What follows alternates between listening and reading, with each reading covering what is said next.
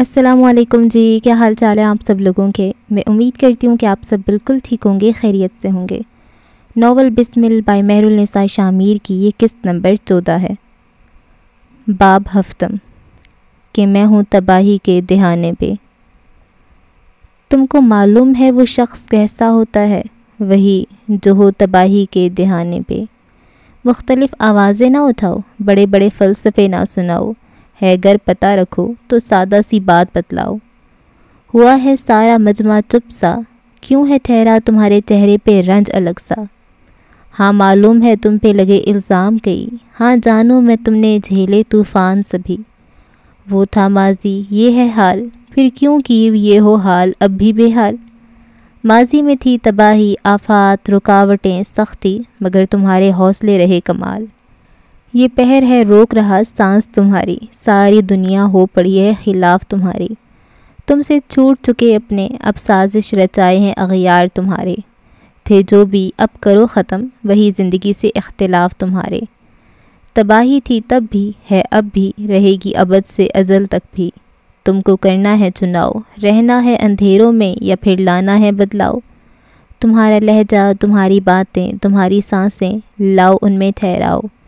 جو گزر چکے قصے، جو دل کے ٹوٹے حصے، اب نہ انہیں دہراؤ۔ بھرو زخم ماضی، رہو رنگ محفل، رونقوں سے دل بہلاؤ۔ میری باتوں پہ کیوں دیکھتے ہو مجھ کو حیرت سے، کیا مارنا چاہتے ہو مجھ کو غیرت سے؟ ہاں تم رنج و الم کے مارے اور میرے مشورے، خوشی اور کہوں کے سہارے۔ ہو تم تباہی کے دہانے پہ، اور میرے قصے ہیں جان بازوں کے بارے۔ عزیز من دہانے کی خاصیت ہے، جاننا چاہتے ہو وہ کیا پراسراریت ہے؟ بس ایک قدم، صرف ایک قدم ہے لینا، پیچھے زندگی رہے گی غلام تمہارے آگے۔ دہانہ کبھی برم ہے، کبھی غیر حقیقی، کبھی برا خواب اور کبھی سیاہ حقیقت۔ صرف ایک قدم لو پیچھے، پھر دیکھو ذات بدلتے تم، حالات پلٹتے، ساکھ سنبھلتے تم۔ نہ ذات اپنی رولو تم، نہ زخم کسی کے آگے کھولو تم۔ دہانہ بس دہانہ ہے۔ آنکھیں موندو، ہاتھ سینے پہ باندھو، لو نام اللہ، رکھو سینہ جوڑا، اور آؤ واپس دہانے سے۔ جاگنگ ٹریک کے دونوں اطراف میں لٹکتے درختوں کے درمیان مہدی کمبیر نے جسے دیکھا تھا، وہ چہرہ اسے ساری زندگی یاد رہنے والا تھا۔ مضبوط قدم، چال میں تمکنت لیے کوئی اس کے سامنے آ کر رکا تو مہدی چند پل اس سے نظر نہیں ہٹا سکا۔ زریز کہتا تھا ہم ایک خاندان ہیں، کیونکہ مہدی اس کا بھائی ہے اور میں مہدی کی بھابھی۔ ہم خاندان ہیں نا مہدی؟ اس کی آواز بھاری تھی، جسامت مضبوط، موٹے ہونٹ اور چمکتی رنگت والی جاشیہ اس کے سامنے کھڑی تھی۔ سیاہ کافتان میں ملبوس وہ گردن اٹھائے مہدی کی آنکھوں میں دیکھ رہی تھی۔ مہدی شل سا اسے دیکھے گیا۔ وہ آگے آئی، برفیلی ٹھنڈی نظریں مہدی کے چہرے پہ جما دیں۔ ہم خاندان ہیں نا مہدی؟ اس نے سرگوشی کی۔ مہدی بغیر کچھ کہے دھیرے سے بینچ پہ بیٹھ گیا۔ اس کے حواس شل تھے، کافی دیر تک وہ کچھ کہہ نہ سکا۔ تم میری دوست تھیں جے، تم نے مجھے تباہی کے دہانے پہ کھڑا کر دیا۔ میری ذہنی صحت خراب ہے، میں ہیلوسینیٹ کرنے لگا ہوں، میں اسٹیج پہ کھڑے ہو کر الفاظ بھول جاتا ہوں۔ وہ کہتی ہوئی رکا، شاہ کی نگاہیں اٹھا کر اسے دیکھا۔ ہم خاندان تھے جے، اس کی آخری بات میں درد پنہاں تھا۔ تم نے مجھ سے میری محبت چھین لی تھی نا؟ تمہاری محبت تمہارا سکون ہے، اگر میں نے وہی چھینا تو اب اتنی تکلیف کیوں؟ جاشیہ کا لہجہ اسپاٹ تھا۔ وہ مہدی سے ذرا فاصلے پہ بینچ پہ آ بیٹھی۔ میں بے قصور تھا، میں اس روز بھی بے قصور تھا جاشیہ۔ اوہ خدایا، تمہیں مہدی پہ بھروسہ نہیں ہے؟ وہ جیسے بے بس ہوا، چاہنے کے باوجود وہ چیخ نہ سکا۔ تم کبھی کسی دور میں بے قصور نہیں تھے مہدی، تم نے اس روز اسے بلایا کیونکہ میں نہیں جانتا تھا زریز اس ہیسٹ کا ثبوت ساتھ لے کر آئے گا۔ مہدی نے اس کی بات کاٹی۔ جاشیہ کی سخت آنکھیں لہجہ بھر کو ہرٹ ہوئیں، سخت ہرٹ۔ دنیا جہان کا قیب ان آنکھوں میں تھا۔ تم جانتے تھے وہ لوگ اسے مار دیں گے، تم جانتے تھے نا مہدی؟ ایک پل کو اسلام آباد کی ہوائیں ساکن ہو گئیں، ہوا سے آکسیجن غائب ہوئی۔ مہدی کمبیر کو بے اختیار سانس لینے میں دقت ہوئی۔ اس کا دل اتنی زور سے دھڑکا کہ مہدی کو یقین نہ آیا۔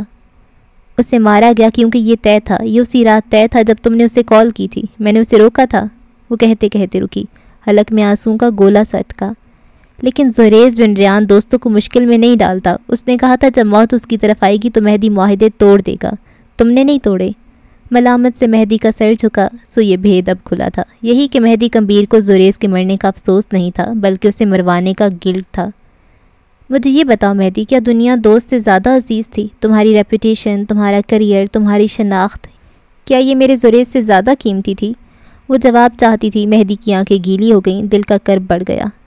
میری زندگی میں بہت مسائل ہیں جی، وہ بولا تو آواز شکستہ تھی۔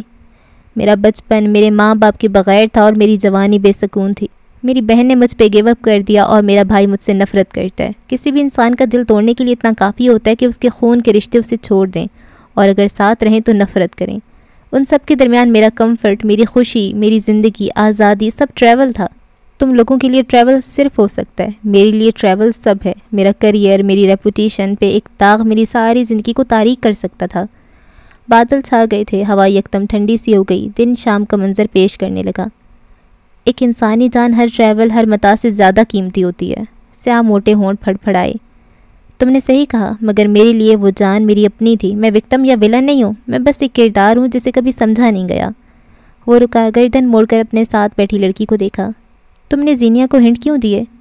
میرا اس سے کوئی تعلق نہیں، نہ دوستی نہ دشمنی۔ ہنٹ چھوڑے تاکہ اگر اسے اپنی جان عزیز ہے تو دور ہٹ جائے۔ وہ بہت سمجھدار تھی اور خطرناک بھی۔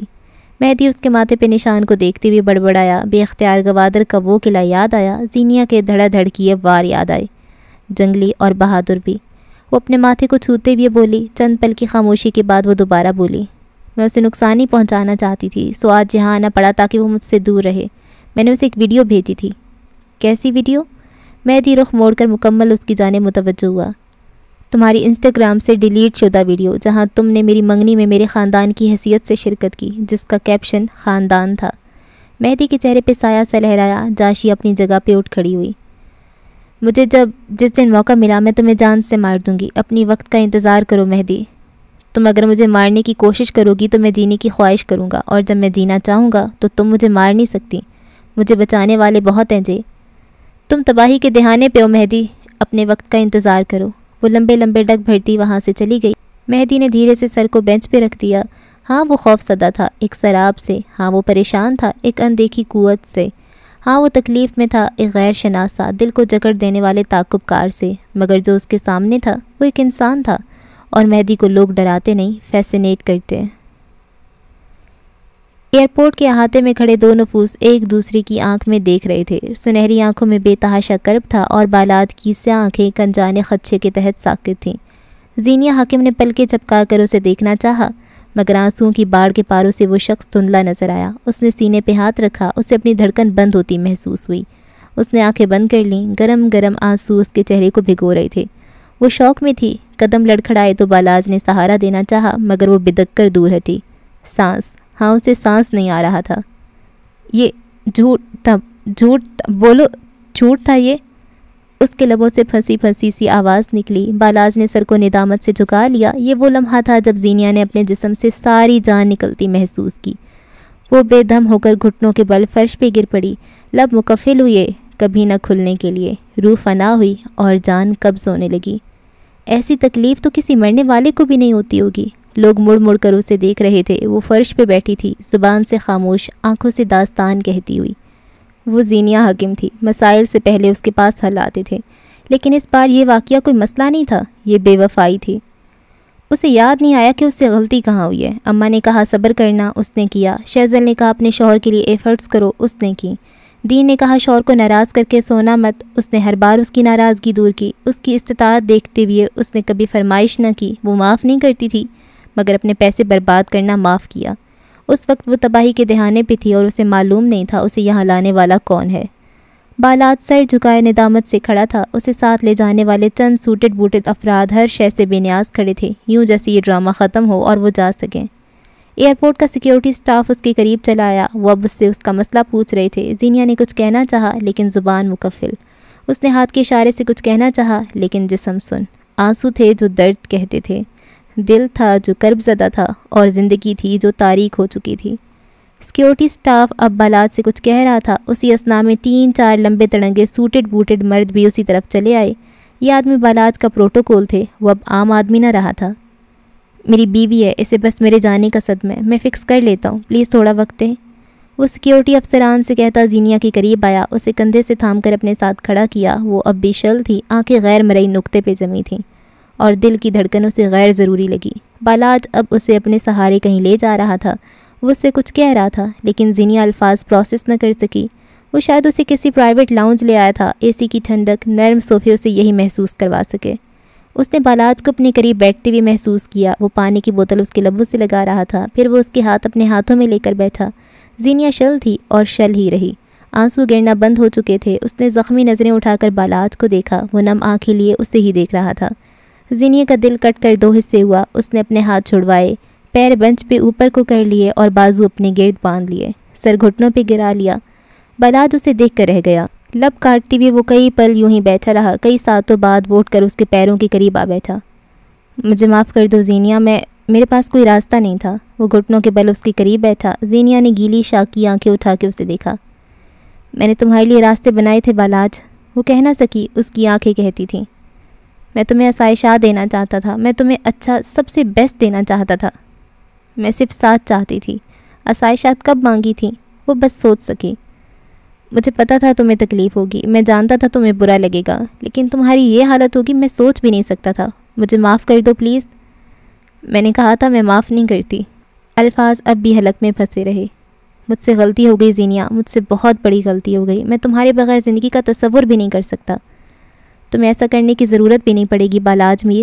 اس نے آنکھیں اٹھائیں، بھرم ٹوٹا ہوا، دل شکستہ، لہجہ مستحکم۔ اب کہ وہ بولی تھی، وہ ہار ماننے والوں میں سے نہ تھی۔ وہ اپنا وقت لے چکی تھی اور اب اس کے پاس حل تھا۔ تمہیں میرے بغیر زندگی گزارنے کی ضرورت نہیں پڑے گی بالاج میر، اس نے دہرایا۔ اس کی کھوکھلی آواز میں رنج تھا، تیش بھی۔ آج چاہ کر بھی زینیا حاکم اپنی آواز کو روبدار نہ بنا سکی۔ جس لڑکی کو اس کے گھر کے مرد توڑ دیتے ہیں، پھر وہ ساری زندگی کچھ نہیں جوڑ پاتی، نہ اپنی ذات، نہ زندگی، نہ حالات اور نہ گھر۔ ٹوٹا کانچ پھر زخمی ہی کرتا ہے، مگر مشرقی لڑکیوں کو اداکاری کی خاصی مشق ہوتی ہے۔ وہ خود کو زخمی کر کے یوں رہ لیتی ہیں گویا کچھ ہوا ہی نہ ہو۔ بالاج اٹھ کھڑا ہوا، اس کی آنکھوں میں حیرت تھی۔ کیا کہنا چاہتی ہو؟ وہ 2 قدم مزید آگے آئی۔ بالاج اسے سانس لیتے ہوئے محسوس کر سکتا تھا۔ تم ابھی اسی وقت اسے طلاق دو گے؟ برف جیسا ٹھنڈا لہجہ تھا اس کا۔ تمہیں یہ کرنا ہوگا بالاج، اور اگر نہیں کیا تو آج اور ابھی میرا بھائی بھی اپنے نکاح میں ایک اور لڑکی لائے گا، اور زیغم خاندان کا وہ پہلا لڑکا ہوگا جسے خاندان کی لڑکی چھوڑے گی۔ فیصلہ تمہارے ہاتھ میں ہے۔ بالاج کی آنکھوں میں زخمی پن اترا۔ تم آج بھی وہی ہو، اعلیٰ اور اونچی، آج بھی مجھے اپنا غلام سمجھتی ہو۔ اپنی بکواس بند کرو، وہ پوری قوت سے غرائی۔ تم اپنی بے وفائی کو مجھ پہ نہیں تھوپ سکتے بالاج۔ ابھی کے ابھی اس لڑکی کو کال کرو اور اسے طلاق دو۔ مجھے نہ کچھ اور سننا ہے نہ دیکھنا ہے، کال کرو اسے۔ وہ چلا رہی تھی، آنسو نہ جانے کہاں سے ایک بار پھر اس کی آنکھوں میں بھر گئے تھے، حلق میں کانٹے ہو گئے۔ بالاج چپ چاپ اسے دیکھتا رہا۔ اور اگر میں اسے طلاق نہ دوں تو؟ وہ بہت سنجیدگی سے بازو سینے پہ باندھ کر بولا۔ زینیا کے دل کو کسی نے برچھی سے چیر دیا ہو۔ آنکھیں ایک نقطے پہ ساکت ہو گئیں۔ وہ چند لمحے گنگ سی اسے دیکھے گئی۔ پس منظر میں کونج کی کہیں ایک ہی سطر گونج رہی تھی۔ وہ مشکل میں تمہیں چھوڑ کر آسانی کو چنے گا۔ پھر مجھے طلاق دو۔ وہ ہر سوچ کو پرے جھٹک کر روبوٹک انداز میں بولی۔ تمام فیصلے ہو چکے تھے، کوئی اس کی ذات کی نفی کرے، کوئی اسے چھوڑ کر کسی اور کو ترجیح دے، یہ برداشت کرنا ناممکن تھا۔ کیا کہا تم نے؟ ایک بار پھر کہنا۔ بالاج کی آنکھوں میں خون اتر آیا تھا۔ زینیا بے خوفی سے اسے دیکھتی رہی۔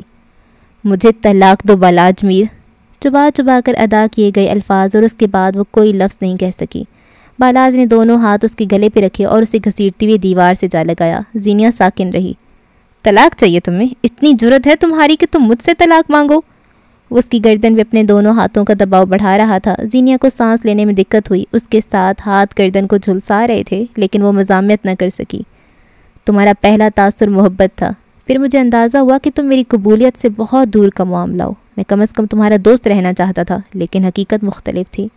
انسان اپنا ماضی نہیں بھولتا، تم بھی نہیں بھولی۔ اب بھید کھلنے کا وقت ہے، اور لو میں نے بھید کھولا۔ تم سے شادی کی وجہ صرف محبت نہیں تھی۔ اس نے ایک جھٹکے سے ہاتھ اس کی گردن سے ہٹائے۔ زینیا کے جسم کو ایک جھٹکا سا لگا اور وہ فرش پہ گر پڑی، آنکھیں ساکت، بدن شل۔ بالاج نے اس پہ ہاتھ اٹھایا۔ بالاج ایک بار پھر اس کے قریب پنجوں کے بل بیٹھا تھا۔ بے دم ہوئی زینیا کے بال اس کی گرفت میں آئے، وہ انہیں مٹھی میں دبائے ہوئے تھا اور وہ کرب سے آنکھیں موند گئی۔ گرم گرم آنسو چہرے کو بھگو رہے تھے، گردن جل رہی تھی اور سر میں ٹیسیں اٹھ رہی تھیں۔ شادیاں ایسی ہوتی ہیں، زینیا نے کبھی سوچا نہ تھا۔ تم سے شادی کرنے کی وجہ تمہاری پرفیکشن تھی۔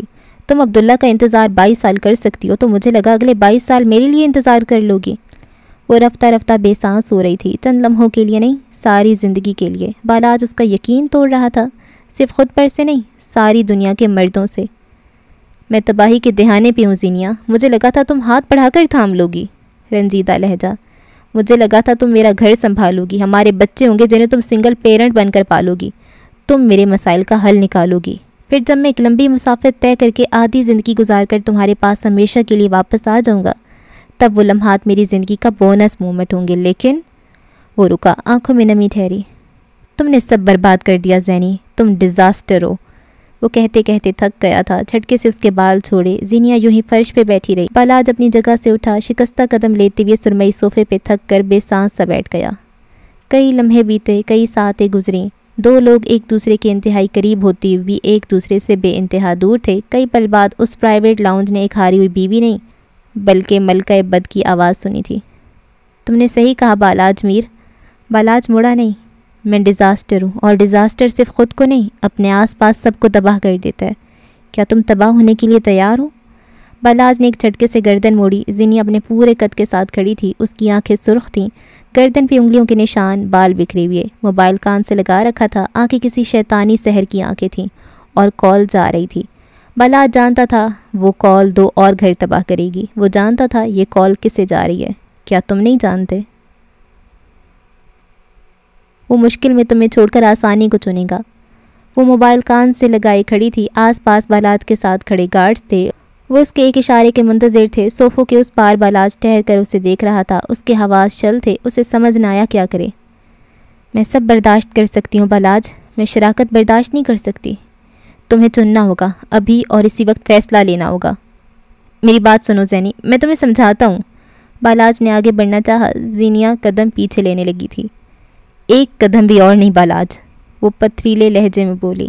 یا تو تم اسے طلاق دو گی یا پھر مجھے، فیصلہ تمہارے ہاتھ میں ہے۔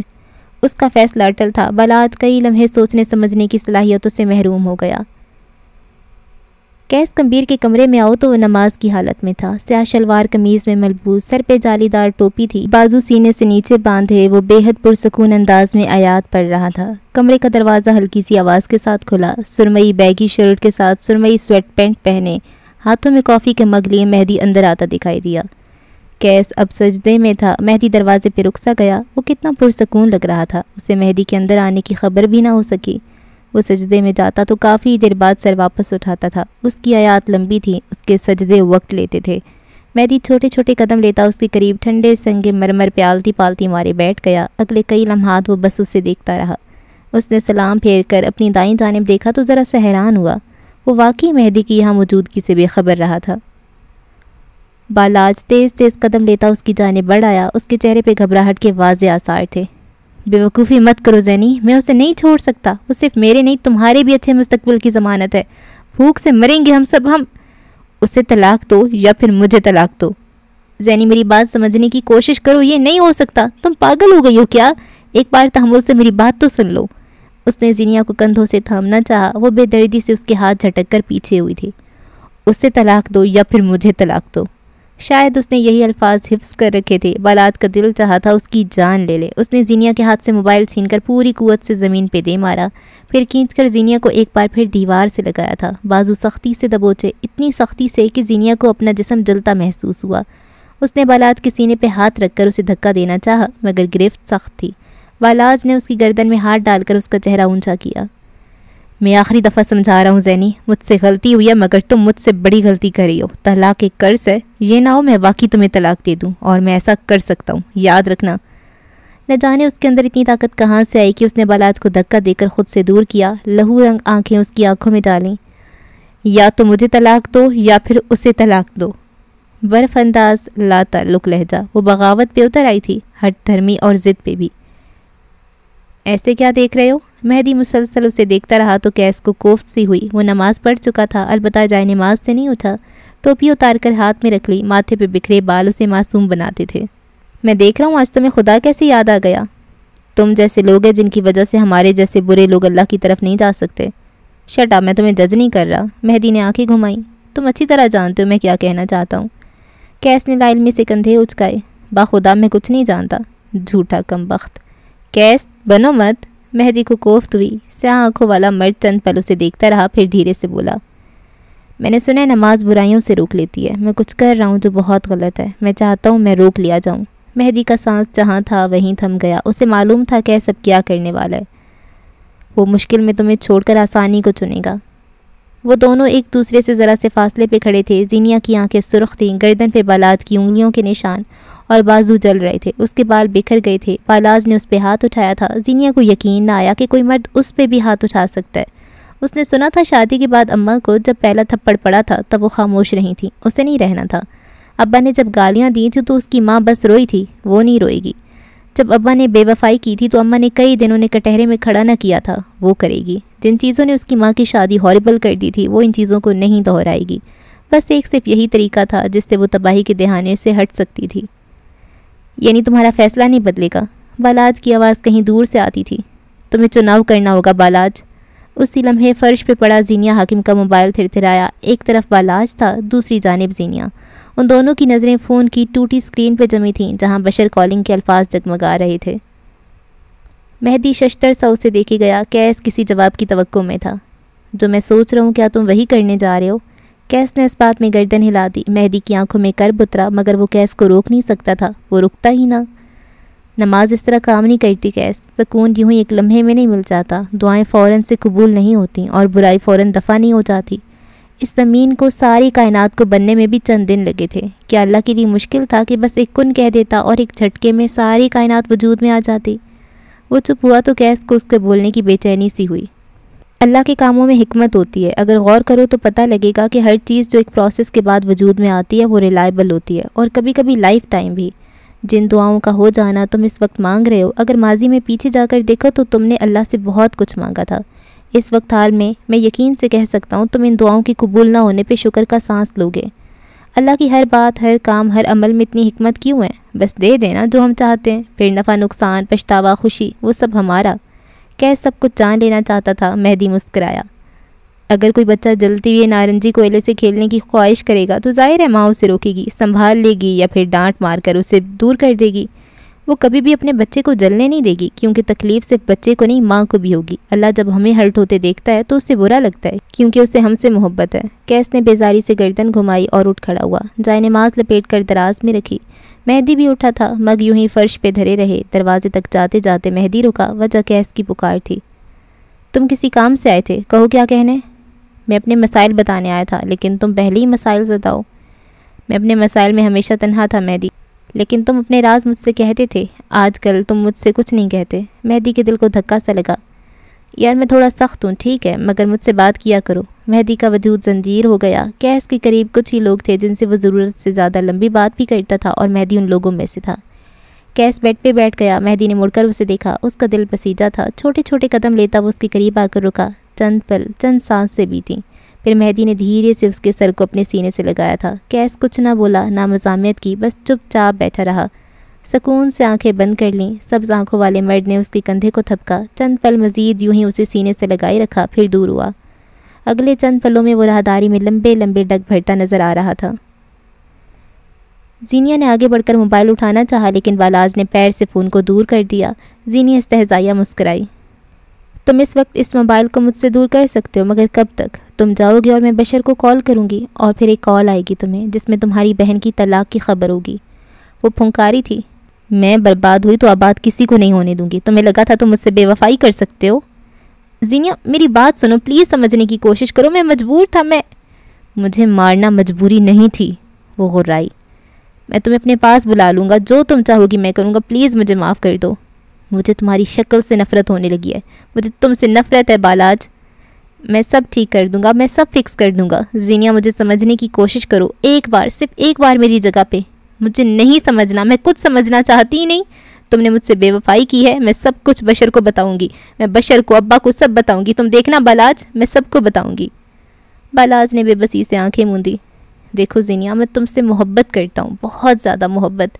پلیز تم یہ ساری باتیں فی الحال خود تک رکھو، میں کچھ دن بعد واپس آؤں گا، ہم اس بارے میں بات کریں گے۔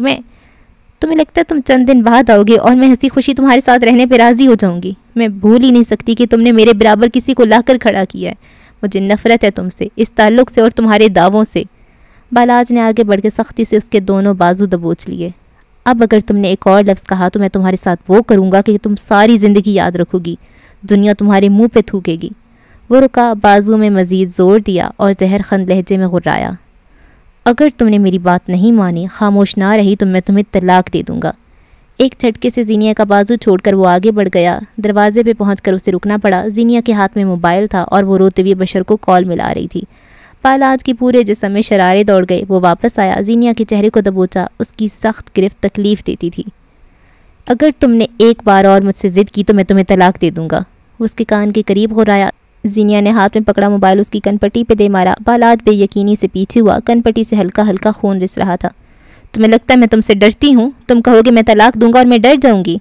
وہ ہذیانی انداز میں چیخ رہی تھی۔ دو طلاق دو نا، اگر ہے جرأت تو طلاق دے کر دکھاؤ۔ میں بالاج میر تمہیں طلاق دیتا ہوں۔ وہ اتنی زور سے دھاڑا کہ زینیا کو اپنے کان سن ہوتے محسوس ہوئے۔ میں تمہیں طلاق دیتا ہوں، طلاق دیتا ہوں میں تمہیں۔ وہ پھنکارا تھا، پھر خاموشی چھا گئی، سور جیسی خاموشی۔ زینیا نے پلکیں جھپک کر اسے دیکھنا چاہا مگر بصارت دھندلی تھی۔ وہ گھٹنوں کے بل فرش پہ گری تھی۔ بالاج اس کی سیدھ میں بالکل اسی طرح فرش پہ گرا تھا۔ زینیا چپ تھی، شاکڈ، بے یقین۔ بالاج گلٹی تھا، شاکڈ اور بے یقین بھی۔ ایک ہی سیدھ میں وہ دونوں ایک ہی پوزیشن میں فرش پہ گرے تھے۔ ان دونوں نے ایک لمحے میں بہت کچھ کھو دیا تھا۔ بالاج سن ہو گیا، کن پٹی سے بہتا خون ساکت۔ یہ اس نے کیا کر ڈالا؟ فلائٹ کی اناؤنسمنٹ ہو رہی تھی۔ اس کے ساتھ آئے بے تاثر چہرے والے مرد اب کان میں لگے ننھے آلے پہ کسی کی ہدایات سن رہے تھے۔ پھر بالاج نے انہیں اپنی طرف آتے دیکھا۔ آپ کو چلنا ہوگا، باس کا آرڈر ہے، کہتے ساتھ انہوں نے اسے بازوؤں سے پکڑا اور آگے بڑھنے لگے۔ بالاج رک سکتا تھا مگر اس فلائٹ کے بعد اسے بہت کچھ کھونا پڑتا۔ زینیا خالی خالی نگاہیں فرش پہ جمائے بیٹھی رہی۔ آس پاس کی ساری آوازیں بے معنی ہو گئی تھیں۔ اس نے گردن اٹھا کر بالاج کو جاتے ہوئے بھی نہیں دیکھا۔ اس کے ہونٹوں پہ کفل لگ چکا تھا، ذہن تاریک ہونے لگا۔ وہ مشکل میں تمہیں چھوڑ کر آسانی کو چنے گا۔ اس کی سماعتوں میں اب بھی اسی سطر کی گردش تھی۔ تیز بارش اور کڑکتی بجلی میں گوادر نم سا تھا۔ 2 روزہ مسلسل بارش نے موسم سرد کر دیا تھا۔ سمندر کا شور مزید بڑھ گیا تھا۔ کونج حاکم اپنے کمرے میں موبائل پہ کوئی ڈرامہ لگا کر بیٹھی تھی۔ نومبر کی ٹھنڈی ہوائیں جسم کو بھاتی تھیں، پیٹ کے بل لیتی، ٹانگوں کو مسلسل جھلاتی، منہ میں وقفے وقفے سے مونگ پھلی کے دانے ڈالتی۔ آج وہ خود کو بے حد مصروف کیے ہوئے تھی۔ دفتن اس کا فون بجنے لگا۔ سخت بیزار سی ہو کر اس نے کالر آئی ڈی دیکھی تو ایک لمحے کو دل بے حد زور سے دھڑکا۔ زیغم میر کالنگ کے الفاظ جگمگائے۔ وہ دھیرے سے اٹھ بیٹھی، گلا کھنکارا، آس پاس نظر دوڑائی، پھر موبائل کان سے لگایا۔ ہیلو، کال نہ کاٹنا، مجھے ایک کام ہے۔ گویا وہ جانتا تھا کونج کا رد عمل کیا ہوگا۔ میں کوئی تم سے ڈرتی ہوں جو کال کاٹوں گی؟ آگے سے وہ تڑک کر بولی۔ ہاں، زبان بس اس کی زخم کے سامنے چلتی تھی۔ اصل میں آپا کو پتہ لگ گیا کہ تم نے اور بشر نے زینیا کا زیور بیچ کر اسے پیسے بھجوائے ہیں۔ کونج کے سر پہ گویا آسمان گرا تھا۔ تم نے آپا کو بتایا تھا اور آپا نے اماں کو بتا دیا۔ اماں نے اسے بولا ہے کہ یہ بات حاکم ماموں کو بتا دو۔ اب عروج یہ بات شاید ماموں کو بتا دے گی۔ کونج کو بھی اختیار ہال اٹھے تھے۔ تم نے انہیں روکا نہیں، بات نہیں کی؟ تم میرے ساتھ ایسا کیسے کر سکتے ہو؟ کیا مطلب میں ایسا کیسے کر سکتا ہوں؟ تم سے کس نے کہا تھا کہ اپنی پیاری بھابھی سے بیٹھ کر ساری باتیں کرو؟ وہ جل ہی تو گیا تھا۔ کونج کو بے طرح غصہ چڑھا تھا۔ تم دنیا کے سب سے فضول انسان ہو، یا اللہ میں تمہارا کیا کروں؟ تم میرے ساتھ ایسا کیسے کر سکتے ہو؟ تمہیں اسے روکنا چاہیے تھا۔ وہ روحان سی ہوئی۔ اچھا بس صبر کرو، کرتا ہوں کچھ، ساری دنیا کا عذاب میرے گلے پڑ گیا ہے۔ کوف سے کہتی ہوئے اس نے کال کاٹ دی۔ کونج بیڈ سے اتر آئی اور جلے پیر کی بلی کی طرح یہاں سے وہاں چکر کاٹنے لگی، ساتھ ساتھ ناخن بھی چبا رہی تھی۔ 5 منٹ بعد اس کا موبائل ایک بار پھر بجنے لگا تھا۔ اس نے لپک کر موبائل اٹھایا اور بے قراری سے اس کی بات سننے لگی۔ بات ہوگی ہے میری، اب آپا کچھ نہیں بتائے گی۔ اس کی نرمی سے کہنے پر کونج کو ڈھارس سی ہوئی۔ تم نے انہیں کیسے منا لیا؟ میرے پاس اس کے راز تھے، بشر بھائی کو بتانے کی دھمکی دی تو مان گئی۔ ہاں البتہ اماں کا کچھ نہیں کہہ سکتے، انہوں نے ماموں کو بتا دیا تو میں کچھ نہیں کہہ سکتا۔ پھپھو ایسا نہیں کرنے والی، کیونکہ غلطی بالاج بھائی کی ہے، ابا چڑھ دوڑیں گے۔ وہ مزے سے بولی۔ دوسری طرف زیغم نے موبائل کو گھور کر دیکھا تھا۔ یہ کتنی چالاک تھی۔ اچھا وہ سب چھوڑو، تم اپنی ساری باتیں زینی کو نہیں بتاتی تھی؟ یہ اچانک بیسٹ فرینڈ بدل کیوں تھی؟ چند لمحے دوسری طرف خاموشی رہی۔ کیا ہوا؟ کیا زینی سے کوئی لڑائی ہو گئی ہے؟ تم چاہو تو مجھے بتا سکتی ہو۔ یہ نرم لہجہ، یہ ڈھارس، اس کی تلاش میں تو وہ ساری زندگی بھٹکی تھی۔ کونج نے آنکھیں بند کر لیں۔ پچھلے کئی سال آنکھوں کے آگے فلم کی طرح چلنے لگے۔ زینی وہ نہیں ہے جو نظر آتی ہے۔ اپنی نظر میں معتبر بنو کونج۔ جو انسان دوسروں کے پیچھے بھاگتا ہے، دوسروں کے لیے ایکسٹرا آرڈینری ایفرٹس کرتا ہے، اس کا اصل کچھ نہیں ہوتا۔ مجھے لگتا تھا وہ ہے تو سب ہے، وہ ہے تو میں ہوں، میرے خواب ہیں، اب لگتا ہے میں تباہی کے دہانے پہ ہوں۔ کوئی بھی مرد یہ ڈیزرو نہیں کرتا کہ اس کے لیے خود کو بدلا جائے، کوئی انسان یہ ڈیزرو نہیں کرتا کہ اس کو خوش رکھنے کے لیے اپنے الفاظ حلق میں رکھ لیے جائیں۔ تم نے وہ انسان دیکھا جس کے پاس کئی سالوں سے ایک نقشہ ہو، وہ جس پہ اسے اپنی سمت کا تعین کرنا آتا ہو، اور پھر ایک حادثے میں اس سے وہی نقشہ چھن جائے، پھر ہر منزل دھندلی ہو اور ہر راستہ مشکل، اسکوائر ون سمجھتے ہو؟ اگلے کئی لمحے وہ بس روتی رہی تھی، زیغم بس اسے سنتا رہا تھا۔ جب وہ اچھی طرح رو چکی تو ایک نرم سا لہجہ اس کی سماعتوں سے ٹکرایا۔ دہانے کی خاصیت ہوتی ہے کونج، ایک قدم پیچھے لو اور سب تھم جاتا ہے۔ کونج کے آس پاس ساری دنیا تھم گئی۔ دہانے سے واپسی ممکن ہوتی ہے، بس دھیان رکھنا ایک جگہ ٹھہر مت جانا، ورنہ پیر پھسل جاتے ہیں۔ آگے مت بڑھنا ورنہ گرا دی جاؤ گی۔ ایک قدم پیچھے لو، سنبھل جاؤ، پھر تمہارے لیے کئی راہیں ہوں گی۔ ایک قدم پیچھے کیا ہوتا ہے؟ اس کے حلق سے پھنسی پھنسی آواز نکلی۔ ایک قدم پیچھے جائز ہوتا ہے، چانس ہوتا ہے، اسٹرگل ہوتی ہے۔ ان سب پہ غور کرو، غلطی جانو، چانس لو، رسک اٹھاؤ اور پھر نئے راستے بناؤ۔ زینی نے تمہیں یہ نہیں بتایا ہوگا کہ کوئی انسان اس قابل نہیں ہوتا کہ اس کے لیے زندگی تیاگ دو، خود پہ امید اور کوشش حرام کر دو۔ کئی لمحے کون سے کوئی جواب نہ بن پایا تو زیغم نے کال کاٹ دی۔ اگلے کئی لمحے کونج کو اپنے ارد گرد سناٹا محسوس ہوا، گہرا سکوت۔ اسلام آباد آج سے پہلے کبھی اتنا شاکڈ اور بوجھل نہ ہوا ہوگا۔ رات کا اندھیرا ہر طرف پھیل چکا تھا۔ قریب 12 بجے کا وقت تھا، گھروں کی بتیاں بجھنے لگیں، سڑکوں پہ گاڑیوں کا رش کم تھا، اکا دکا گاڑی وقفے وقفے سے گزر جاتی تھی۔ لہلہاتے درخت دور پار سے روشنی پڑنے پہ چمک رہے تھے۔ گردن اٹھا کر دیکھو تو سڑک کنارے سنہری آنکھوں والی لڑکی شکستہ قدم لیتی کہیں جا رہی تھی۔ وہ چلتے چلتے کئی بار رک جاتی تھی، کھوکھلی نگاہیں اٹھا کر آس پاس دیکھتی، پھر خود کو دیکھتی، پھر فون پہ کچھ یاد کرنے کی کوشش کرتی اور پھر کئی لمحے ایک جگہ جم کر کھڑی رہتی، پھر چلتی اور پھر رک جاتی۔ آنکھیں خشک تھیں، گردن پہ نشان تھے، بازو کپڑے سے ڈھکے تھے، مگر زینیہ جانتی تھی وہاں نشان بن چکے ہوں گے۔ چلتے چلتے اسے ٹھوکر لگی تھی اور وہ منہ کے بل سڑک کنارے گر پڑی۔ ہتھیلیاں گھٹنے بری طرح چھل گئی، ماتھا روڈ پیومنٹ سے ٹکرایا۔ درد اور بے بسی کی ایک لہر سے اس کے بدن میں دوڑ گئی۔ اس کا جی چاہا تھا چیخ چیخ کر روئے، سب کو بتائے اس کے ساتھ کیا ہوا ہے، کم از کم اپنے بھائی اپنے بشر کو ہی بتا دے۔ اس نے اٹھنے کی کوشش کی مگر ہتھیلیاں بری طرح جلنے لگی تھیں۔ اسے رونا تھا، چیخ چیخ کر ڈھیر سارا رونا تھا۔ حلق آنسوؤں سے تر تھا مگر زینیہ حاکم کو اپنی آنکھ کے پانی پہ اختیار تھا۔ کمبخت اتنی ڈھیٹ کیوں تھی؟ کچھ لوگ جب گرتے ہیں تو انہیں یقین ہوتا ہے انہیں اٹھانے کوئی نہیں آئے گا۔ گرنا برا نہیں ہوتا، گر کر اپنے پیروں پہ کھڑا ہونا مضبوط سے مضبوط انسان کا دل توڑ دیتا ہے۔ ہتھیلیوں پہ زور دیتے وہ بامشکل اٹھ بیٹھی اور ذرا سی جدوجہد کے بعد روڈ پیمنٹ پہ بیٹھ گئی۔ اب وہ یہاں سے نہیں اٹھ سکتی تھی۔ اس کے جسم کی ساری توانائی جواب دے چکی تھی۔ کئی پل وہ سنسان سڑک پہ خاموشی سے بیٹھی رہی۔ آسمان پہ ستارے تھے مگر تاریکی اندر تک بسیرا کر چکی تھی۔ کئی لمحے وہ بے خیالی کے عالم میں وہیں بیٹھی رہی۔ اسی پل اس کا موبائل بجنے لگا۔ اس نے موبائل اٹھا کر آنکھوں کے آگے کیا، غیر شناسا نمبر، مگر اسے اس وقت کسی کی آواز سننی تھی، کوئی ہو جو ڈھارس دے، شکوے کے بغیر بس کندھا دے۔ اس نے فون کان سے لگایا، آواز شناسا تھی۔ میں کیس کمبیر بات کر رہا ہوں۔ بھاری آواز اس کی سماعتوں سے ٹکرائی۔ مجھے کل کے ایونٹ کے لیے 3 فوٹوگرافرز کی فائلز بھیجی گئی ہیں جس میں سے ایک تمہاری ہے۔ زینیہ کچھ نہ بولی تو کیس نے دھیرے سے اضافہ کیا، تمہارا نمبر بھی وہیں سے ملا ہے، مجھے فوٹوگرافرز بہت مل جائیں گے، کیا تم فوٹوگرافی کر سکتی ہو؟ یہ ایونٹ بہت اہم ہے، غیر ملکی ڈیزائنرز بھی شامل ہو رہے ہیں۔ وہ سنجیدہ تھا۔ زینیہ کئی لمحے خالی و ذہنی کے عالم میں بیٹھی رہی۔ دوسری جانب اپنی اسٹڈی میں صوفے پہ بیٹھا کیس کوفت زدہ ہوا، اس کے سامنے فائلز ڈیزائنرز کا انبار پڑا تھا۔ بی بی جواب دے، مجھے اور بھی بہت کام ہے۔ کیا تم تھوڑی دیر کے لیے مجھ سے مل سکتے ہو؟ ایک لمحے کو کیس کا کاغذات الٹتا ہاتھ تھم گیا۔ اس نے بے یقینی سے موبائل کو دیکھا، یہ وہی زینیہ تھی نا؟ کہیں اس نے کوئی دوسرا نمبر تو نہیں ڈائل کر لیا؟ تم زینیہ ہو نا؟ زینیہ حاکم دی اسمگلر؟ اس نے تصدیق چاہی۔ زینیہ نے آنکھیں بند کر لیں۔ سیو اس پلیز، آ جاؤ پلیز تھوڑی دیر کے لیے۔ کیس کے ذہن میں جھماکے سے ہوئے، یوں ہی اسی طرح اسے کسی اور نے بھی بلایا تھا، وہ اسے نہ کہہ سکتا تھا کیونکہ اس کی طرف انتقام تھے، لیکن کیا وہ یہاں انکار کر سکتا تھا؟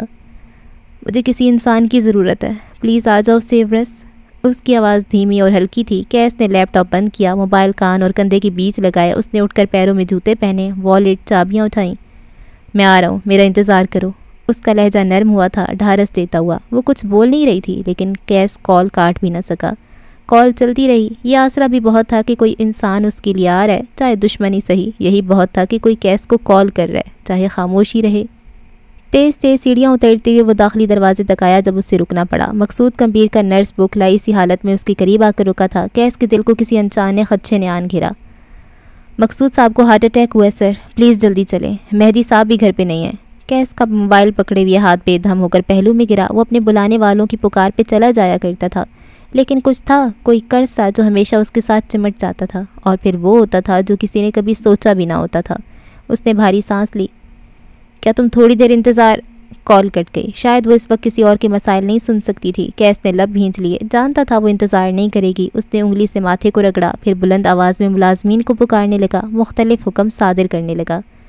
گاڑی نکالو، ڈاکٹر کو فون کر کے بات کرو۔ چچا نے آخری بار کس سے بات کی تھی؟ مہدی کہاں ہے؟ وہ میل نرس کے ساتھ ساتھ تیز تیز قدم اٹھاتا آگے بڑھ رہا تھا۔ آوازیں بھی تھیں جن میں وہ ایک پکار بھی تھی جو ہمیشہ اسے پتھر سے موم بنا دیتی تھی۔ سیورس پلیز۔ اس نے سر جھٹکا، اس کا خاندان زیادہ اہم تھا۔ واپس اسی سنسان سڑک پہ آؤ تو زینیا نے موبائل نوچ کر کان سے نیچے اتارا۔ آنکھیں بھر بھر رہی تھیں۔ اسی لمحے پتوں کے چرچراتے 2 قدم اس کے قریب آ کر رکے۔ روشنی اس کی پشت سے ٹکرا کر واپس پلٹ رہی تھی۔ وہ دراز قد تھا، رات کی تاریکی میں اس کی سبز آنکھیں مسیحائی کا اعلان کرتی تھیں۔ زینیا نے گردن اٹھا کر اسے دیکھا، پھر رخ موڑ لیا۔ سیاہ ہڈ اور سفید کارگو پینٹ کے ساتھ اس نے بغیر جرابوں والے سنیکرز پہن رکھے تھے۔ شاید وہ کہیں کسی کے ساتھ اچھا وقت گزار کر آ رہا تھا۔ سرکار، رات کے اس وقت یہاں بیٹھنا محفوظ نہیں، آپس کی بات ہے، ہر مرد میرے جتنا شریف نہیں ہوتا۔ آخری بات اس نے رازداری سے کہی تھی۔ زینیا بغیر جواب دیے گردن جھکائے بیٹھی رہی۔ اس کا دل خالی تھا، اس کی سماعتیں کسی پکار کی منتظر تھیں۔ مہدی چھوٹے چھوٹے قدم لیتا اس کے سامنے آ کر رکا، پھر آلتی پالتی مارے اس کے سامنے سڑک کنارے بیٹھ گیا۔ اب زینیا روڈ پیمنٹ پہ بیٹھی تھی اور مہدی اس کے سامنے۔ چند پل اسے دیکھتا رہا، پھر گردن ٹھلکا دی، گال ہتھیلی پہ ٹکا دیا، آنکھیں جھپکا کر اسے تسلی دی۔ سرکار، کیا ہوا ہے؟ ہر وقت لوگوں کا سکون برباد کرنے والی آج خود بے سکون کیوں ہے؟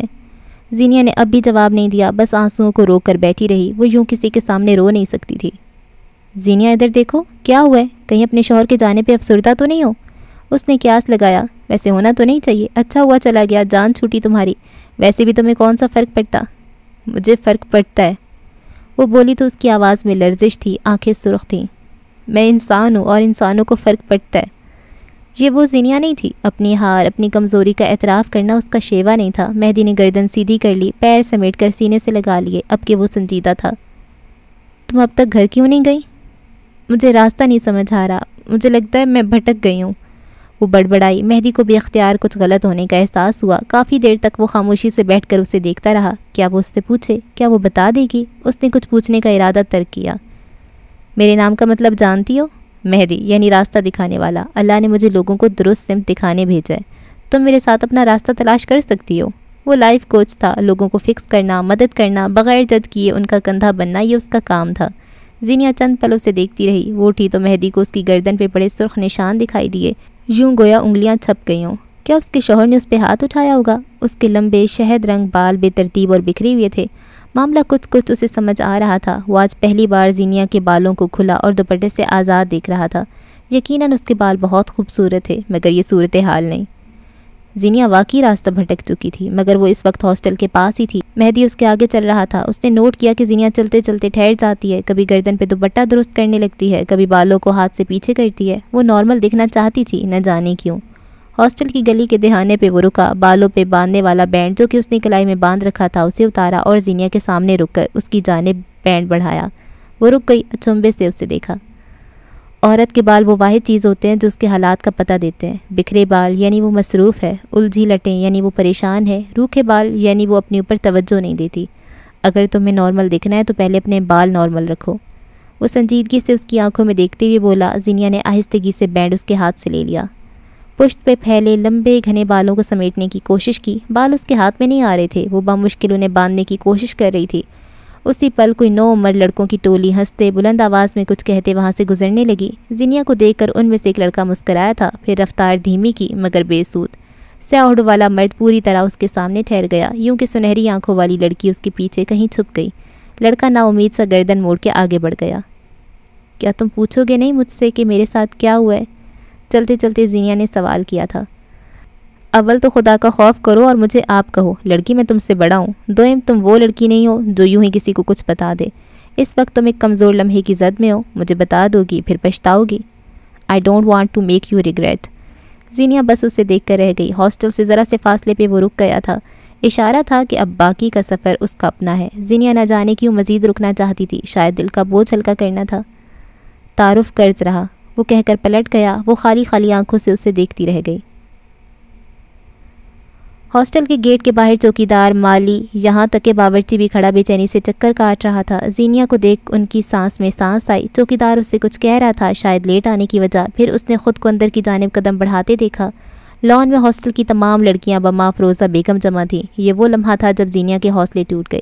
ہر لڑکی کی نگاہ میں ترحم تھا، کسی میں غصہ تو کسی میں کراہیت۔ افروزہ بیگم نے آگے بڑھ کر ایک زوردار تھپڑ اس کے چہرے پہ دے مارا تھا۔ زینیا سن رہ گئی۔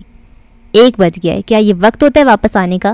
میں نے تم سے کہا تھا زینیا، یہاں تمہارا باپ، بھائی، شوہر میں ہوں، کہاں تھی تم؟ وہ پہلی بار چیخی تھی۔ بالکنی میں کھڑی شیزل جو بار بار فون پہ فون ملا رہی تھی، زینیا پہ نظر پڑتے ہی وہ اندھا دھند نیچے بھاگی تھی۔ تمہیں پتہ بھی ہے تمہاری وجہ سے ہم کتنا سفر کر رہے ہیں؟ اب کے مہنور بولی تھی۔ پتہ نہیں کہاں کہاں رہتی ہو تم، کن کن مردوں سے واسطہ ہے تمہارا۔ میں سمجھ سکتی ہوں کوئی مسئلہ ہو گیا ہوگا، تم۔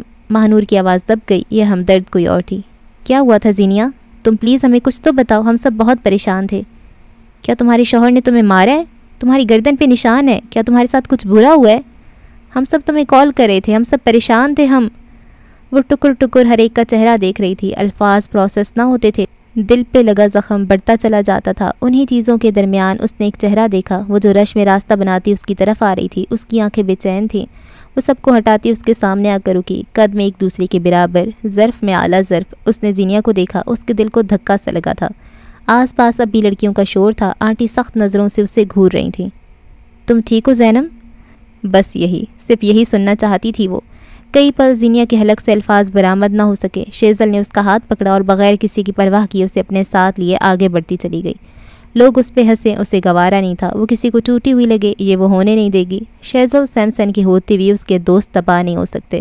کمرے میں آ کر اس نے دروازہ بند کیا، زینیا کو بیڈ پہ بٹھایا، پانی کا گلاس بھر کر اس کے لبوں سے لگایا۔ کئی پل بعد وہ شاید سنبھل چکی تھی۔ شیزل یوں ہی اس کے سامنے کھڑی رہی۔ Are you okay? I am okay. اس کے لب ہولے سے پھڑ پھڑائے۔ شیزل سیمسن چند پل اسے دیکھتی رہی اور پھر آگے بڑھ کر دھیرے سے اس کو گلے لگا لیا۔ زینیا حاکم جہاں تھی وہیں سن ہو گئی، آنکھیں بھر گئیں، دل کے زخم ادھڑ گئے۔ آئی نو یو آر ناٹ۔ شیزل نے سرگوشی کی اور یہاں زینیا کا ضبط ٹوٹ گیا۔ وہ اس کے گرد بازو پھیلائے بچوں کی طرح پھوٹ پھوٹ کر رونے لگی تھی۔ میں نے سب کیا تھا، میں نے صبر کیا، میں نے باؤنڈری بنائی تھی، سب کیا، لیکن اس نے مجھے طلاق دے دی۔ ایک لمحے کو شیزل کی گرفت ڈھیلی پڑی، پھر اس نے مزید سختی سے اس کے گرد حصار بنایا۔ میں نے اسے مشکلات سے نکالا، میں نے اس کے لیے سب کچھ کیا، میں قرض دوں، کوئی میرا نہیں ہوتا، کوئی میرا کیوں نہیں ہوتا؟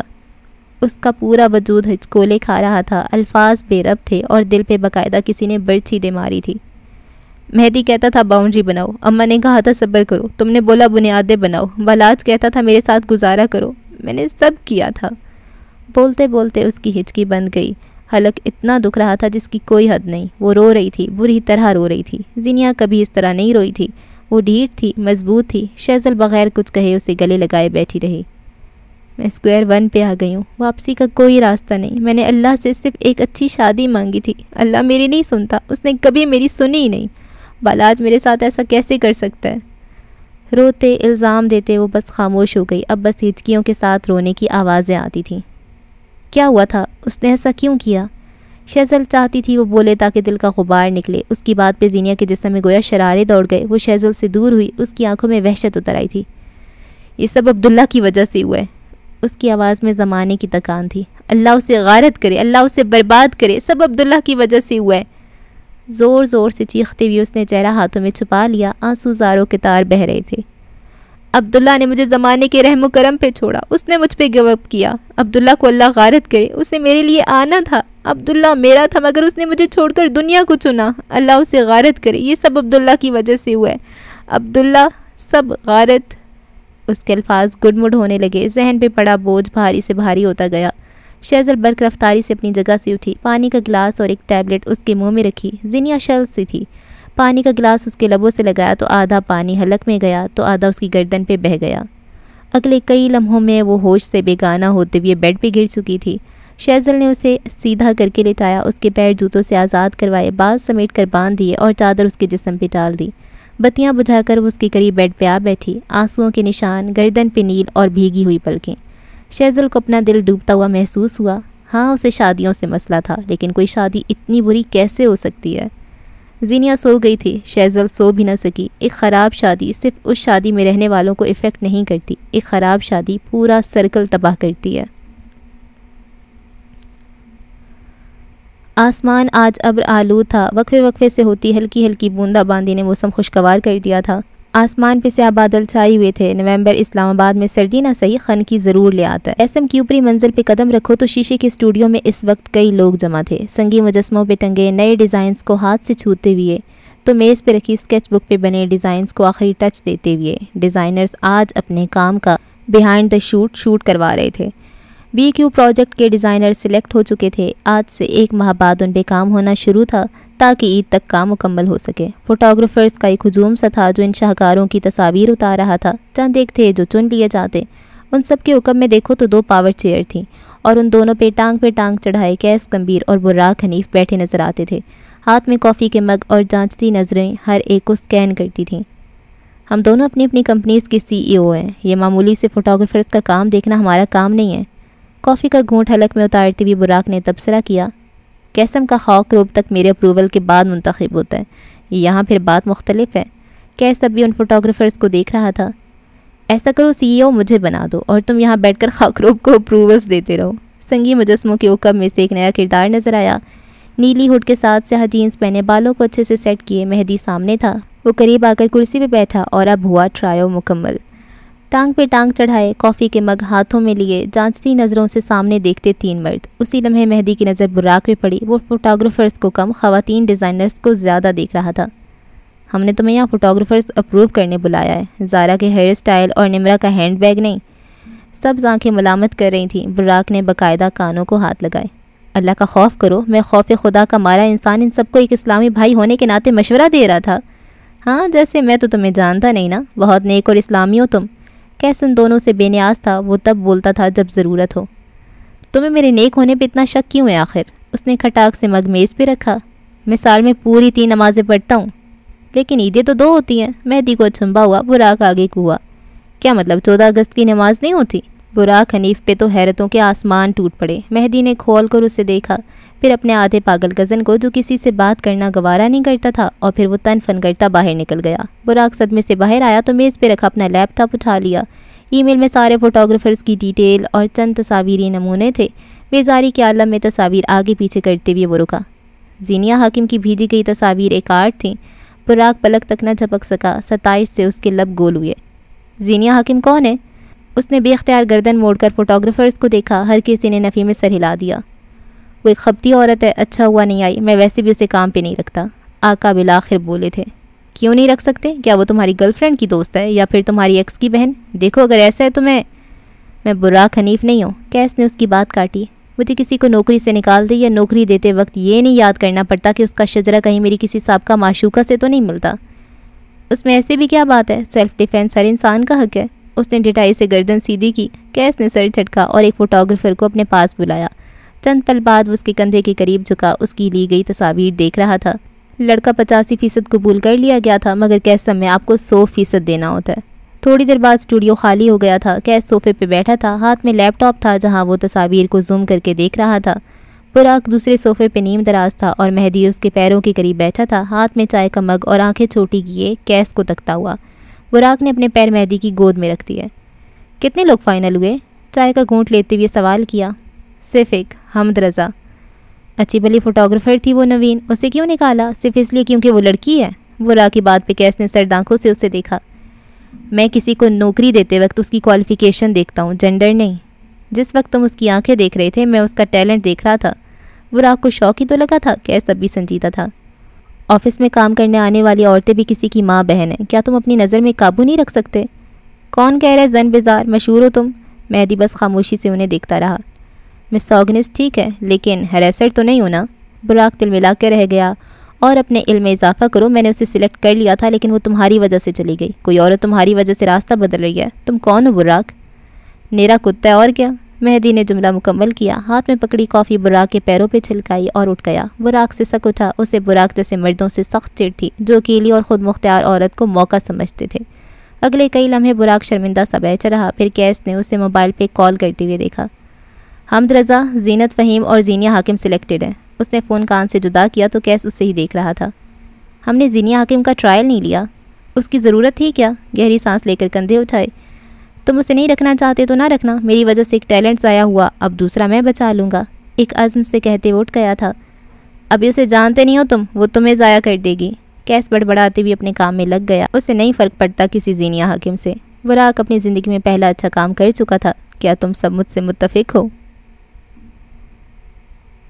دکھ کے 5 درجے. انکار. 3 نومبر رات 2 بجے. اپنے کمرے کی بالکنی میں کھڑی زینیا حاکم کی آنکھیں خشک تھیں. وہ کل سے بخار میں پھنک رہی تھی. جسم اب بھی تپ رہا تھا اور نکاہت ایسی تھی کہ اس سے اٹھا نہ جاتا تھا. خود پہ جبر کیے وہ اپنے پیروں پہ کھڑی تھی. آنکھیں کسی غیر مرئی نقطے پہ جمی تھیں. گردن پہ پڑے نشان اب بھی واضح تھے. تھوڑی دیر بعد کوئی ہیولا سا اس کے ساتھ آ کر کھڑا ہوا. اس نے زینیا کے کندھے پہ ہاتھ رکھا. وہ ایک بھاری ہاتھ تھا. میں نے جھوٹ کہا تھا. میرے بیٹے امریکہ میں نہیں رہتے. افروزہ بیگم کی آواز ہلکی تھی, بے حد ہلکی.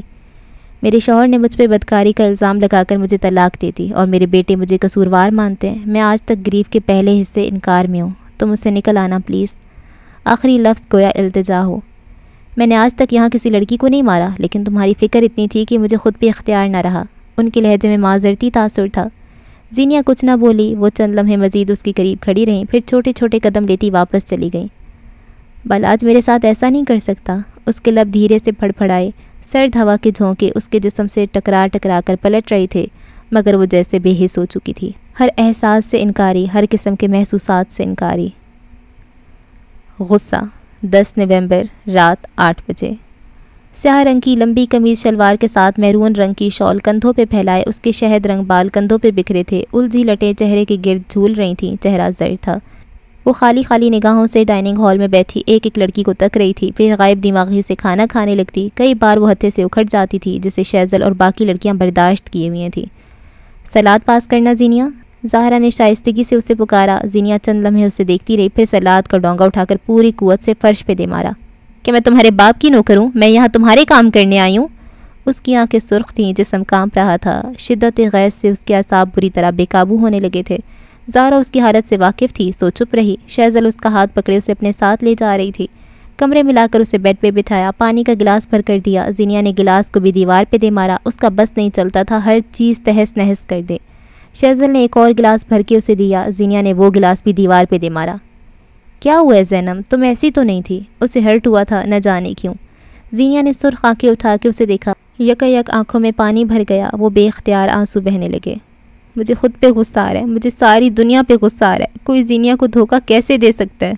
انسان عقل کل نہیں ہوتے زینیا. تم دفع ہو جاؤ, جاؤ یہاں سے. وہ حلق کے بل چیخی تھی. شیزل چند لمحے اسے دیکھتی رہی, پھر اٹھ کر چلی گئی تھی. زینیا نے دانتوں پہ جما لیے. غصہ. اسے سخت غصہ آ رہا تھا. سودے بازی. نومبر 13 رات 8 بجے. بالکنی کی ریلنگ کے ساتھ لگ کر بیٹھی وہ بار بار اپنا موبائل کھول کر دیکھ رہی تھی. کبھی انسٹاگرام کے ڈی ایمز چیک کرتی, کبھی واٹس ایپ کھول لیتی, کال لاگ چیک کرتی, میسیجز کا خانہ کھنگال لیتی. کچھ ہوتا تو ملتا, کوئی پیغام بھیجا گیا ہوتا تو اس تک آتا بھی. وہ بار بار بالات کا سٹیٹس چیک کرتی, مگر خالی. سٹوریز دیکھتی تو کوئی پیغام نہیں. ای میل پہ کوئی لمبا معذرتی پیراگراف نہیں. نہ جانے کیوں یقین سا تھا کہ وہ اسے کال کرے گا. وہ اس سے کہے گا کہ بالات غلط تھا اور زینیا صحیح. جب وہ اسے میسج کرے گا تو زینیا جواب نہیں دے گی, یا شاید اسے بہت کچھ سنا دینا بہتر ہوگا. وہ کال کرے گا تو رونا نہیں ہے, وہ ای میل بھیجے گا تو دیکھ کر جواب نہیں دینا. سودے بازی سب سے کٹھن مرحلہ ہوتا ہے. یہ جنگ دل اور انسان کی ہوتی ہے, اور جنگیں ہمیشہ تباہی ساتھ لاتی ہیں. سر کو گھٹنوں پہ گرائے وہ ایک بار پھر نم آنکھوں سے فون کو تکنے لگی تھی. زینیا حاکم پہ زندگی ظالم تھی. ڈپریشن. نومبر 15 دوپہر 2 بجے. آج ہلکی بوندا باندی ہو رہی تھی. شیزل کے بے حد اصرار پہ اس کے ساتھ باہر آ گئی تھی. سرمئی رنگ کی پیروں کو چھوتی اسکرٹ کے اوپر نیلے رنگ کا منی کوٹ پہنے. اس کے بال جوڑے میں بند تھے. گردن کے نشان اب منبل ہو چکے تھے. آنکھیں اب بھی خشک اور مردہ تھیں. اس نے کھانا پینا چھوڑ رکھا تھا. پچھلے کچھ دنوں سے وہ ایک ہال میں بند تھی اور شیزل کو اس کی یہ خاموشی کھٹک رہی تھی.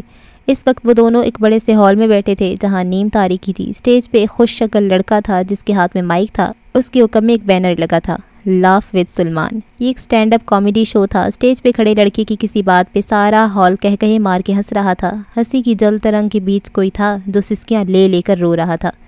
یکدم ہنسی کی آواز تھم گئی. اسپاٹ لائٹس کا رخ اس کی جانب ہوا اور پھر سارے ہال نے اس دراز قد لڑکی کو سسکیوں کے ساتھ روتے دیکھا. وہ رو رہی تھی، بہت بری طرح رو رہی تھی۔ شیزل اسے رونے دے رہی تھی۔ ڈپریشن میں مبتلا انسان کو جگہ نہیں دکھتی، کسی سڑک، ہسپتال، گھر، کالج، کسی بھی جگہ انہیں اکیلا پن محسوس ہوتا ہے اور وہ رد عمل دینے لگتے ہیں۔ اگلا منظر پارک کا تھا۔ صبح سویرے نیلے ہائی نیک سویٹر کے ساتھ کھلا ٹراؤزر اور شال لپیٹے وہ آتے جاتے لوگوں کو دیکھ رہی تھی۔ اس کی آنکھوں کی جوت بجھی ہوئی تھی، مگر یہ منظر آنکھوں کو بھلا لگ رہا تھا۔ اگلے ہی لمحے اسے ہر شے سے بیزاری ہونے لگی۔ اس نے آس پاس دیکھا، درخت جو ٹھنڈک کا احساس دے رہے تھے اب دم گھونٹنے لگے تھے۔ اسے ہر شے سے بیزاری ہوئی، خود سے، اپنے ارد گرد سے، اپنے وجود سے۔ ایک لمحے کے اندر اسے خود سے نفرت محسوس ہوئی تھی۔ وہ ہاسٹل کے کمرے میں کھڑی شیزل پہ چیخ رہی تھی، الزام دے رہی تھی۔ اسے ساری دنیا اپنی دشمن لگ رہی تھی۔ اسے لگا تھا ہر کوئی اس پہ رحم کھاتا ہے۔ لان میں کھڑی وہ روتی ہوئی شیزل سے معافی مانگ رہی تھی۔ اسے لگتا تھا سارا قصور اس کا ہے، وہ بری ہے، اضافی ہے، اسے مر جانا چاہیے یا پھر شیزل کو اسے چھوڑنا نہیں چاہیے۔ اسے اکیلے رہنے سے خوف آ رہا تھا۔ بیڈ پہ چت لیٹے اسے آج بغیر کچھ کھائے دوسرا روز تھا۔ اس کا معدہ بھرا ہوا تھا، بھوک لگتی تھی تو کچھ اچھا نہ لگتا تھا۔ کبھی کبھی وہ 4 لوگوں کا کھانا اکیلے کھا جاتی تھی۔ اس کی روٹین ڈسٹرب ہو چکی تھی۔ ڈپریشن ذہن نہیں، معدے پہ بھی اثر ڈالتا ہے۔ کتابیں اپنے سامنے رکھے اسے فوکس نہیں ہو پا رہا تھا، دماغ کہیں دور تھا۔ ساری رات آنکھوں میں کٹ جاتی تھی۔ وہ اوور تھنکر تھی، لیکن اب حد سے زیادہ ہو گئی تھی۔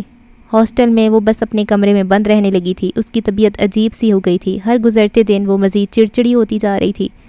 جائے نماز پہ بیٹھی ہوئی اسے آیات بھول گئیں تو اس نے دوبارہ نماز پڑھنے کی کوشش نہ کی۔ گلٹ حد سے سوا ہونے لگا۔ وہ اچھی انسان نہیں تھی، اچھی مسلمان نہیں تھی، اس لیے تو اس کے ساتھ یہ سب کچھ ہوا۔ ہر الزام کبھی وہ خود کو دیتی، کبھی دنیا اور کبھی بالاج کو۔ کئی دن بعد آج وہ باہر لان میں آ کر بیٹھی تھی۔ افسردہ نگاہیں گھاس پہ جمی تھیں۔ اسی پل اس نے گردن اٹھا کر دیکھا تو افروزہ بیگم اسے کسی آدمی کے ساتھ کھڑی نظر آئیں۔ یہاں سے نظر آتا تھا کہ وہ اسے سوئچ بورڈ کے متعلق کچھ بتا رہی تھیں۔ زینیا نے اپنا ذہن دوسری طرف بھٹکا لیا۔ تھوڑی دیر بعد اندر کی طرف جاتے ہوئے اس کی نظریں بھٹکیں تو الیکٹریشین لڑکا اسے مائکرو ویو اوون کو کھولتا نظر آیا۔ اس کے انداز میں جاہریت تھی۔ زینیا برق رفتاری سے اس کے قریب آئی اور ایک جھٹکے سے مشین اس کے سامنے سے ہٹائی۔ مشینیں اپنے ساتھ سختی کرنے والوں کے ساتھ سخت ہو جاتی ہیں۔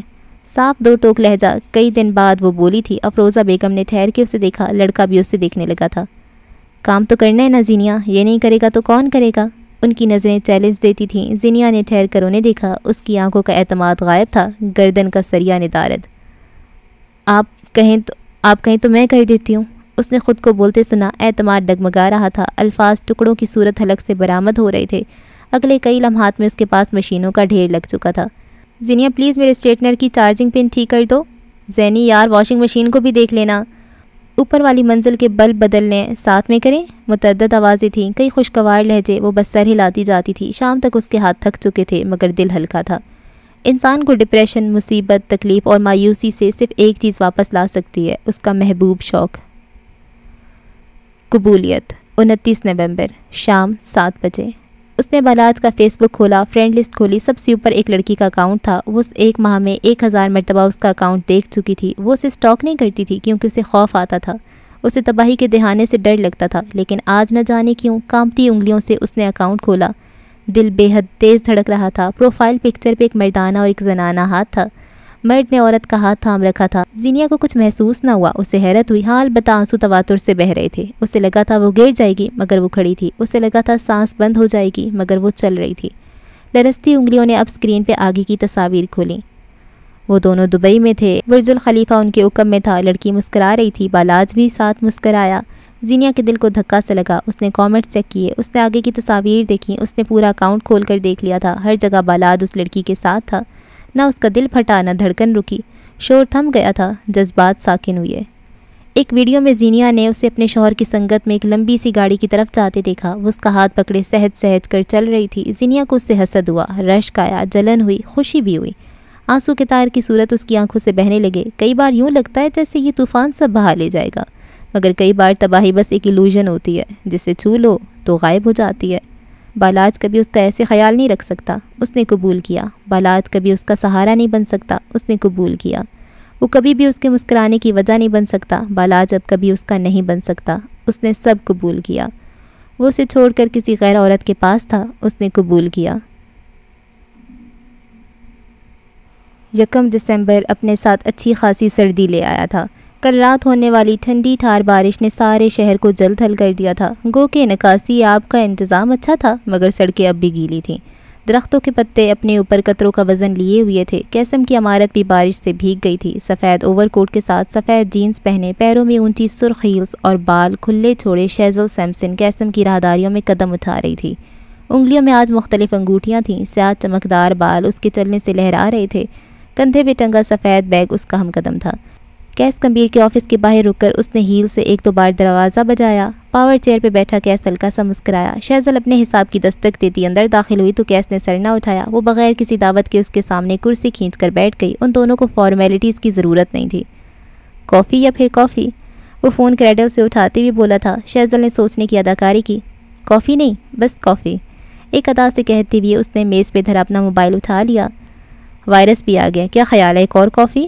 اس نے ہنوز فون کان سے لگا رکھا تھا۔ شیزل کے تاثرات میں کڑواہٹ گلی۔ اگر وہ آ رہا ہے تو کافی، اور کافی کے ساتھ زہر، ورنہ کوکیز پلیز۔ آرڈر دے کر اس نے فون واپس کریڈل پہ رکھا اور اب کی پوری طرح اس کی طرف متوجہ ہوا۔ سرمئی 3 پیس سوٹ میں ملبوس، بالوں کو پیچھے کی طرف سیٹ کیے، ہلکی داڑھی والا مرد آج اچھا لگ رہا تھا۔ مجھے فیور چاہیے کیس۔ اس آواز پہ کیس کے آفس کا دروازہ کھلتا براق ٹھٹک کر رکا۔ کیا کبھی انکار کیا ہے؟ ہیں یہ اندر کیا ہو رہا ہے؟ جاسوس براق حنیف کے کان کھڑے ہونے لگے۔ آفس بوائے اسے یوں دیکھ کر رکا۔ اس کے ہاتھ میں ٹرے تھا۔ براق نے جھلا کر ہاتھ ہلایا۔ کیا براق کو شادی کے لیے منانا ہے؟ وہ تو صحرا باندھ کر گھوم رہا ہے، شیروانی آرڈر پہ تیار کروا چکا ہے۔ جوتے اور ویڈنگ رنگ میں گفٹ کر دوں گا، پھر ہم بات پکی سمجھیں۔ کیس کی آواز پہ دروازے کے باہر کھڑا براق مسکرایا۔ یہ الوہی مسکراہٹ تم نے پہلی بار دیکھی ہوگی۔ وہ دروازے کے ساتھ مزید چپک گیا۔ آفس بوائے چیزیں رکھ کر پلٹ گیا۔ لیکن کیا ہے نا، وہ میرا ٹیسٹ نہیں ہے، نرا گدھا ہے گدھا۔ وہ نخرے سے بولی تو براق کے سر پہ لگی، تلووں پہ بجھی۔ اس نے دانت پہ دانت جما کر ضبط کیا۔ پھر تمہارا ٹیسٹ ملا کہ نہیں؟ کیس کافی کا مگ اٹھاتے ہوئے بولا۔ براق کا گلا خشک ہونے لگا۔ شیزل مسکرائی۔ کیا پتہ مل چکا ہو؟ وہ پراسرار ہوئی، اور اب براق حنیف کی بس ہو چکی تھی۔ وہ دروازہ دھاڑ سے کھولتا اندر آیا۔ بالکل مل چکا ہوگا، اسلام آباد کی سڑکوں پہ کئی آوارہ بد تہذیب جانور گھوم رہے ہیں۔ سرد لہجہ۔ تمہیں نوکر کے آنا چاہیے تھا۔ کیس کے آداب جا کے شیزل مسکراتی رہی۔ اس نے چہرہ ہتھیلی پہ گرایا۔ ان آوارہ بد تہذیب اور جنگلی جانوروں کا رہنما تو یہاں کھڑا ہے۔ آہ براق، تم اپنے گروہ کو اکیلا چھوڑ آئے۔ معصومیت سے آنکھیں پٹ پٹائیں۔ لوسیفر اس فنگس سے کہو مجھ سے تمیز سے بات کیا کرے۔ براق دانت پیس کر بولا۔ کیس نے کافی کا گھونٹ لیا، سنجیدگی سے شیزل کو دیکھا۔ بالکل، اس عزت دیا کرو ملکہ۔ بات شروع کرتے وقت 2 گالیاں اور بات ختم کرتے ہوئے 4 گالیاں، بس اتنا ہی تو مانگتا ہے ہمارا وائرس۔ شیزل نے اپنی مسکراہٹ دبائی، جبکہ براق کو تو صدمہ ہی لگا تھا۔ تم میرے دوست ہو، میرے ایک لڑکی کی خاطر تم دوست کو بے عزت کرو گے؟ یہ بات عربی میں بولی گئی۔ بے عزت وہ ہوتے ہیں جن کی کوئی عزت ہو۔ کیس کے کچھ کہنے سے قبل وہ بول پڑی، ساتھ ہاتھ اٹھا دیے۔ نو آفینس۔ اللہ، میرے اللہ مجھے صبر دے مجھے۔ وہ برداشت کی آخری حدود کو چھو رہا تھا، ساتھ ساتھ عقل بھی۔ شیزل نے لقمہ دیا، اور تھوڑی سی غیرت بھی۔ کیس نے اپنا حصہ ڈالا۔ اب کہ براق کچھ نہ بولا، دونوں بازو سینے پہ باندھے وہ کسی روٹھے بچے کی طرح گلاس وال کے سامنے جا کر کھڑا ہو گیا۔ یہ اشارہ تھا کہ وہ ناراض ہے۔ شیزل نے کچھ اٹتی سی نگاہ اس پہ ڈالی، پھر اپنا سفید بیگ اٹھاتے ہوئے اپنی جگہ سے اٹھی، ہاتھ میں 3-4 کوکیز بھر لیے۔ بیٹھو، تمہیں تو فیور چاہیے تھا۔ شیزل نے ایک نظر کیس کو دیکھا، پھر براق کو۔ میں تمہیں ٹیکسٹ کر دوں گی، ذرا پرائیویٹ بات ہے۔ براق کے کان کھڑے ہوئے۔ ہمارے درمیان راز کب سے آنے لگے؟ براق کو برا لگا تھا۔ ٹھیک ہے، وہ تینوں دنیا جہاں کے فراڈ تھے، لیکن ان تینوں کے درمیان راز، یہ تو ناممکنات میں سے تھا۔ شیزل نے سر جھٹکا۔ اچھا، ایک بات بتانی تھی۔ کیس کی آواز پہ دروازے تک جاتی شیزل ٹھہر گئی۔ تمہاری روم میٹ زینیا حاکم کو براق نے فوٹوگرافی کے لیے سلیکٹ کر لیا تھا، بغیر کسی ٹرائل کے، لیکن وہ 1 ماہ سے غائب ہے۔ تم اس کے ساتھ کام نہیں کر سکو گے کیس؟ اچھا ہوا تمہارے درمیان کوئی معاہدہ نہیں ہوا۔ اس نے ایڑیوں پہ گھوم کر براق کو دیکھا۔ وہ تمہارے ٹائپ کی نہیں ہے، اس سے دور رہو۔ سرد سی وارننگ۔ کیا مطلب ہے میرے ٹائپ کی نہیں ہے؟ وہ BQ کے لیے کام کرے گی۔ میں ہمارے درمیان راز کب سے آنے لگے وائرس؟ کیا میں نہیں جانتی تم لڑکیوں کو کس بنا پہ نوکری دیتے ہو؟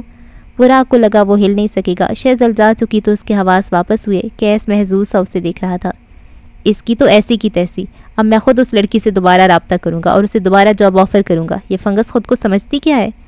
وہ بڑبڑاتے ہوئے اپنے سیکریٹری کو کال ملانے لگا تھا۔ ضد پہ اڑ گیا تھا وہ بھائی۔ اچھا جی، اس ایپیسوڈ کو یہاں پہ اینڈ کرتے ہیں۔ اور یہ کیا ہو گیا ہے، بلاج نے طلاق دے دی اس کو؟ وہ تو اس سے اتنی محبت کرتا تھا، اور اب اسے پتہ بھی ہے کہ میری بہن کا گھر بھی تباہ ہوگا، میرے بھائی کا بھی ہوگا، اور یہ کیا کیا اس نے؟ پہلی بات ہے وہ نکاح ہی کیسے کر لیا دوسرا؟ اللہ، اور یہ بیچاری زینیا، نہیں ویسے تو اس کے ساتھ اچھا ہوا ہے کہ بلاج جیسے کمینے انسان سے اس کی جان چھوٹ گئی، وہ جو اتنا کمزور مرد ہے، وہ جو جھوٹ بولتا ہے، دھوکہ دیتا ہے.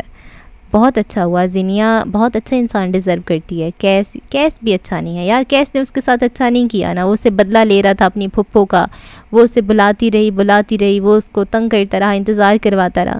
کیس بھی اسے نہیں ڈیزرو کرتا. مہدی کرتا ہے، لیکن مہدی اور وہ ایک دوسرے کے بارے میں ایسا کچھ سوچتے نہیں ہیں نا. دیکھتے ہیں کیا ہوتا ہے. بہت افسوس ہو رہا ہے مجھے زینیا کے لیے. بے شک محبت نہیں تھی، لیکن تعلق تو تھا، کمٹمنٹ تو تھی. اور جب آپ کمٹمنٹ کسی کے ساتھ کرتے ہو تو آپ اس کے بارے میں سوچتے ہو، آپ اس کے ساتھ اپنا پورا فیوچر امیجن کر لیتے ہو، سب کچھ اس کے ساتھ رکھ کے اپنے پورے پلانز بنا لیتے ہو، منصوبے. وہ تو اس کے لیے اتنا کچھ کر رہی تھی، مطلب اپنی جو چیزیں اس کو نہیں برداشت ہو رہی تھی وہ بھی اس کے لیے کر رہی تھی. اس کے لیے وہ جاب چھوڑ رہی تھی، اس کو اپنے سارا سونا بیچ کے اس کو پیسے دے رہی تھی. وہ پیسے کہاں گئے؟ وہ پیسے اس نے لے لیے تھے. اگر لے لیے تو پھر تو بڑا بغیرت انسان ہے. یا اس کے پاس تھے؟ یار وہ پیسے اس کے پاس ہونے چاہیے. پیسوں کا غم لگ گیا مجھے اب. خیر دیکھتے ہیں. اور اس نے ابھی تک اپنے گھر والوں کو کیوں نہیں بتایا؟ اتنے دن ہو گئے. اس کو کم از کم بشر کو تو بتانا چاہیے. طلاق بہت بڑی بات ہوتی ہے، اس کو بتانا تو چاہیے. آگے سے پھر جو بھی ہو ہے نا، بشر کو بھی دوسری شادی کرنی چاہیے، اور وہ اپنے چچا کی بیٹی سے کرے تاکہ اس کو بہت سارے جائیداد مل جائے. دیکھتے ہیں آگے کیا ہوتا ہے. پریشان سی یہ تو ایپیسوڈ تھی ہے نا. دعاؤں میں یاد رکھیں. اللہ حافظ.